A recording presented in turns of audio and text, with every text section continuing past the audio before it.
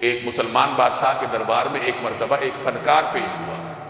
اس کا یہ فن تھا کہ وہ اس طرح سوئی گاڑ دیا کرتا تھا اور پھر دور سے ایک سوئی پھینک کر اس کے ناکے میں سے گزارتا تھا۔ اب یہ کتنا مشکل کام ہے، سوئی کا ناکا کتنا چھوٹا ہوتا ہے اور دور سے سوئی پھینک کے اس کے ناکے میں سے گزارنا بظاہر یہ ناممکن ہے، لیکن اس نے محنت کی تھی اور اس فن میں کمال حاصل کی۔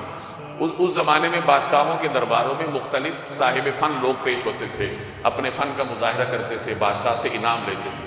اب اس کو پیش کیا گیا، اس نے اپنے فن کا مظاہرہ کیا، لوگ حیران ہو گئے۔ بادشاہ نے کہا کہ اس کو درے لگاؤ، اس کو کوڑے لگاؤ۔ کوڑے کھا کے اس نے پوچھا کہ مجھے کوڑے کیوں لگوائے گئے؟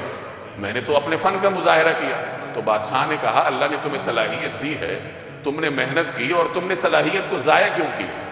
محنت کرنی ہی تھی تو درست راستے میں کرتے۔ یہ تم کیسا کام کر رہے ہو کہ نہ اس سے دنیا کو کوئی فائدہ ہے اور نہ تمہیں آخرت کو کوئی فائدہ ہے۔ تو محنت کرنی بھی ہے تو درست سمت بھی کرنی ہوگی، چاہے وہ عبادات کے میدان کی محنت ہو یا وہ دنیا کے میدان کی محنت۔